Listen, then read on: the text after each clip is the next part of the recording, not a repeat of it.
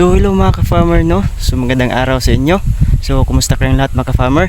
So for today's video mga ka-farmer ay i-vlog natin yung pagkakaiba ng palay or ng stage ng palay sa same na variety. So yan, kung makikita nyo yung nasa likod ko, so yung palay na yan ay almost 2 weeks na yan na palay, at ito namang isa ay almost 1 month na palay. So ayan, so tatalakayin natin ngayon yung kaibahan nila at tingnan natin kung ano yung pagkakaiba nila. So yun mga ka-farmer, no? So panoorin nyo to kung gusto nyong malaman. So ayan, so tara magsimula mga ka-farmer. Kung bago ka pa lang sa aming channel at gusto mo yung mga vlog about farming or sa ganito about sa pagpapalay, ay baka naman pwede nyo i-subscribe itong ating channel at para mag-grow naman. So, bago tayo magsimula at disclaimer lang, at itong kabilang palay na ito ay hindi po tayo yung may-ari niyan at hindi po tayo yung nag-mamanage niyan o nagtrabaho niyan. So ang sa atin lang ay dito sa kabila. So ayan, yan yung sa atin na palay na minamanage.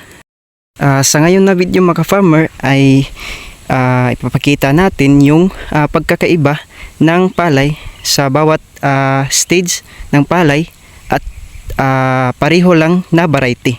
So ayun na nga, at itong isa, so ayan, tingnan nyo. So ganito yung itsura ng palay na almost 1 month na. So ayan, at tapos na silang magsabog ng abono. So ayan, at ayun na nga, nakapagkuha na sila ng damo ng kanilang palay at wala nang masyadong damo yung kanilang tanim na palay. So ayan, no, yan, napakalinis tingnan mga ka-farmer, no? So napakagaling talaga nilang mag-alaga ng kanilang palay. So yun na nga mga ka-farmer, oh. So yan, so yun na nga, tapos na silang magsabog ang abono nito. So ayan, napakaganda na at marami na yung suhi ng palay. So yan na nga mga ka-farmer, no? So napakagaling talaga. So yun, so yan mga ka-farmer, no? So tingnan nyo lang yung pagkakaiba mga ka-farmer. So ayan, at dito naman sa side na ito ay hindi pa masyadong malaki yung puno niya at hindi pa marami yung suhi kasi nga at almost 2 weeks pa yung stage ng palay na ito. So ayan, so ayan, tingnan nyo yung pagkakaiba. So ayan, so at hindi pa ito na sabugan ng abono. So ayan ka-farmer, oh.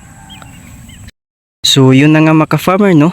Ginawa ko itong video na ito para maipakita sa inyo yung pagkakaiba ng palay na sa bawat stage nila at sa mismong parihang variety. So ayan mga ka-farmer, oh.